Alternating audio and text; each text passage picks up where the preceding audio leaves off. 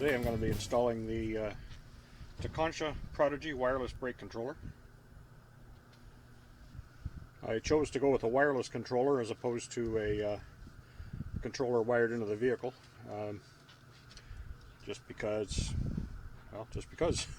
not too convenient to wire it into the vehicle, and this way it can be pulled by multiple towing vehicles.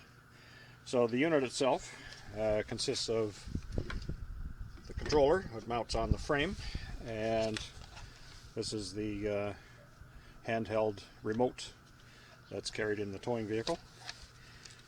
Now, to mount this thing, the recommended method is on the left tongue, but the builder's data tags and everything are there. I did call the company because I wasn't sure whether it required to be forward facing for the inertial sensors and so forth. Their tech support told me it didn't matter, that it could be faced this way around, so it could go on the could go on the other side, on this tongue. But I'm going to attempt to mount it on the inside of that tongue. This would be preferred spot, but even with the angle drill, I still don't have room to get in there to drill the holes. So anyway, I'm gonna attempt to mount it inside here, just to keep it out of harm's way. And yeah, here we go.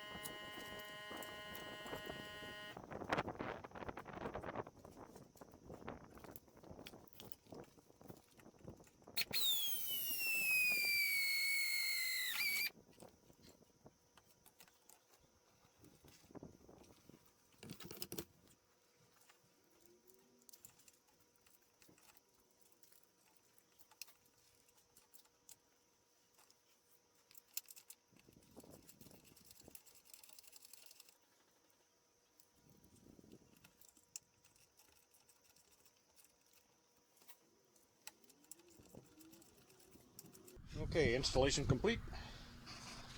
Would not have been possible in there without the angle drill. But anyway, stuck in there nice and tight and out of harm's way. I secured the cable up underneath.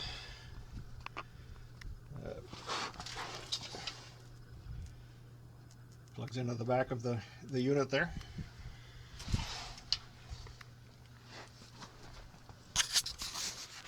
Okay, something that I couldn't really find any discussion on was how this has to be wired into the 7-way plug.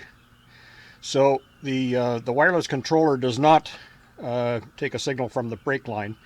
The power supply is through this number 4, which is they call that the battery charging line. So that's where the power draws from. The signal comes from right and left turn signal and brake light. That's what signals it, but the actual power for the braking comes from that line there. Now that requires a 20 amp system, so you need a 20 amp fuse, and I've run a 10 gauge wire all the way up to the fuse block at the battery. I installed an external fuse block, which I'll show that to you too in a moment. I actually installed this fuse block here and run a 10 gauge wire all the way back. I've got another wire here to go to the backup lights, but I have to put a switch in that, so I don't have that connected for now. But anyhow, that's the power supply. So the unit was purchased used, and the previous owner had paired it up, so the pairing is still active. I had checked that before. So anyway, it shows .C. when it's all connected and turned on, and that means that it is paired and active. So now we'll check, see what the boost is set at. So it's set at B2. We scroll through the 3, 4, B1. We're going to try it at B1 and see how that performs.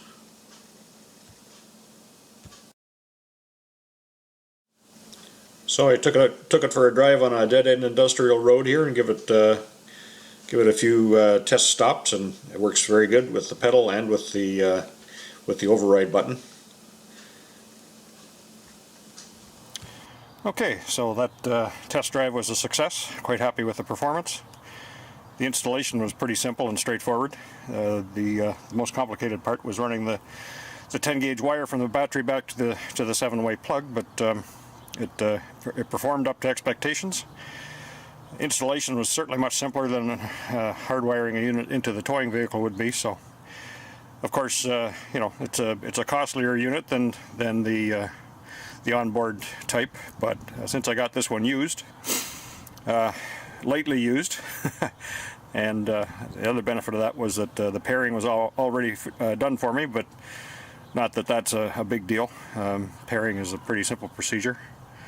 So anyway, yeah, happy with that, and yeah, move on to the next thing.